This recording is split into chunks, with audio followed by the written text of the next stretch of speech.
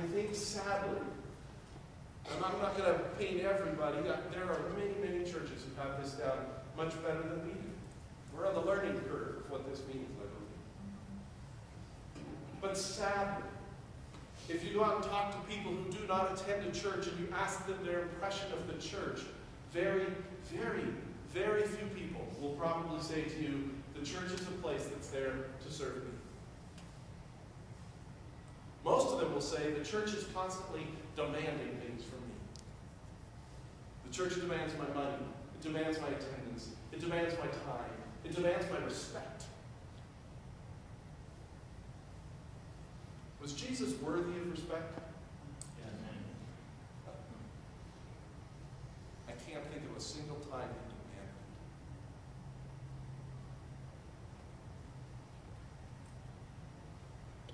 it. Did he get the respect he deserved?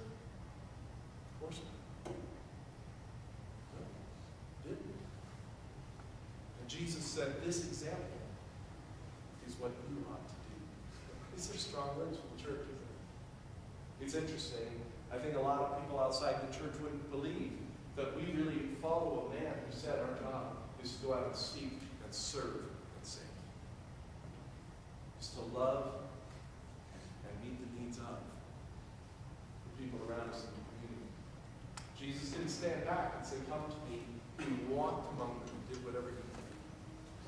One of the most frequent things it says about the Lord Jesus as he walked among the people was he keeps saying about him that he was touched to the marrow of his bones with compassion. That's the literal translation. Over and over, when it says he was filled with compassion, it says he was touched to the marrow of his bones. He hurt by what he saw. He served. And he taught his apostles to serve. He taught them to go with that kind of meekness and love, so that most of the apostles also laid down their lives for other people. They got it. But sometimes we forget. Sometimes we miss it. But God calls us to serve. Sometimes the needs are overwhelming. Right? Sometimes it's really impossible to tell where to serve and how to serve. And I think the story I want to share with you this morning that Jesus tells, I think it gives us some hints.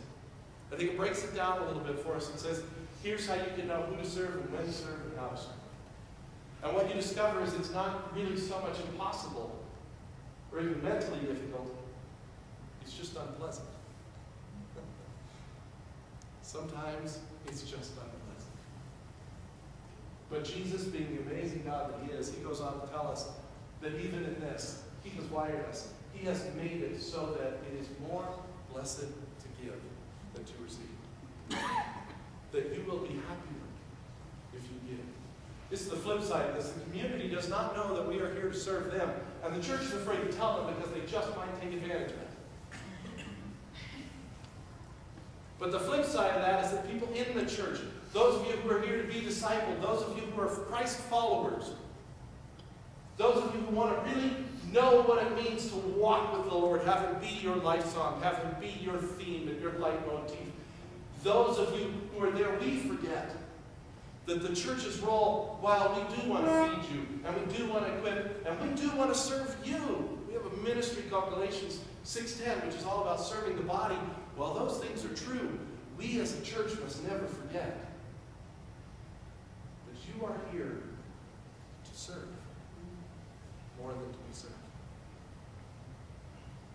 We are those who have found life. We are those who have been granted the Holy Spirit. We have been granted it in order to bless others with the blessing of being received.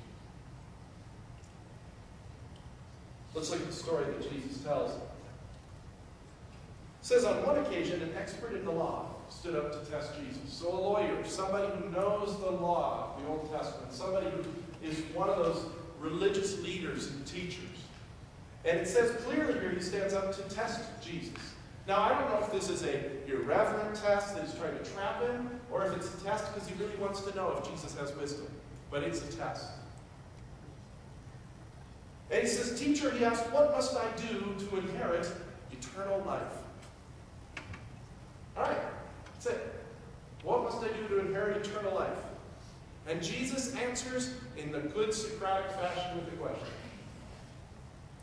He says, what is written in the law? He replied, how do you read it? He says, look, you're an expert in the law. What do you see? What do you think is there? And you know what? This expert in the law proves to be smarter and more wise than a number of people who actually came to test Jesus. He actually gets it exactly right. Instead of going through a list of things, instead of going through all the do's and don'ts, he cuts right to the chase. And he answered, love the Lord your God with all your heart, and with all your soul, and with all your strength, and with all your mind, and love your neighbor as yourself. How encouraging it must have been to Jesus to hear that this guy got it. After talking to Pharisees and lawyers who never seemed to get the point of the Old Testament, this guy comes along and says, well, love God and love your neighbor. Jesus says, wow, you have answered correctly. But he doesn't leave it there. It would have been nice, I'm sure, for the lawyer if this was staying on a nice abstract theological level, wouldn't it? Good answer. Next question. But no, Jesus says, do this. That's all. Love God, love your neighbor. Do this. You will live. And then the very next sentence is this. But he wanted to justify himself. What does that mean? Why do you need to justify yourself? When do you ever feel the need to justify yourself? When you're doing what's right or when you're not? When you're not. Jesus says, do this and live. And the guy thinks,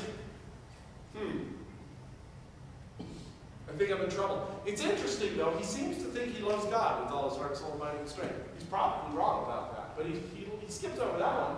He decides to justify himself on the second one.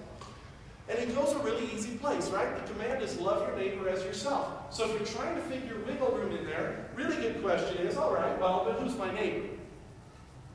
Right? And you know what? The Jews had developed a little mentality about this that did not line up with what the Old Testament law told them, but it was the mentality they developed. The mentality said, there were even rabbis who preached that love your neighbor as yourself does not refer to the Gentile, because the Gentile is not your neighbor. The Gentile just happens to live near you. That was the teaching. But neighbor is those who share the same things you share, who love the same God you love. That's what a neighbor is. Well, that's a lot easier to say. If I say love your neighbor as yourself, but your neighbor is only people who agree with you, how many of you will sign on for that mission? As Jesus says, how hard is it to love people who love you? Everybody does that. Big deal. So he says, who's my neighbor? Lay it out for me. And in reply, Jesus tells a story. He says, a man was going down from Jerusalem to Jericho when he fell into the hands of robbers. They stripped him of his clothes, beat him, and went away, leaving him half dead. All right, this is really easy. There's actually three various kinds of people in this story. Okay? The first kind of people, you got this guy who's walking from Jerusalem to Jericho, and the first kind of people beat him up. Do you think they are loving their neighbor?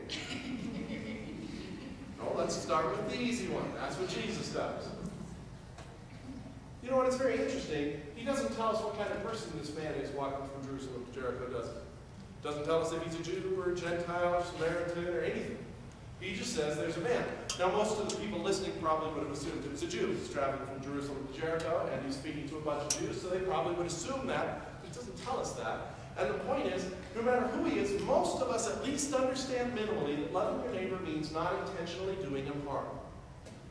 We can all kind of go there. Even if I don't like you, I can try to not do you harm. I won't beat you up. All right? We can start there. That's good. Here's what we know about this road. Sorry, there's something on the ledge there. There's a road that goes down from Jerusalem to Jericho. It's 17 miles long. It drops about 3,000 feet in those 17 miles. It's long been a hazardous trip due to thieves and robbers. So he sets up the stage appropriately. People know this happens. You travel from Jerusalem to Jericho. There's those bad people that are robbers who beat you up.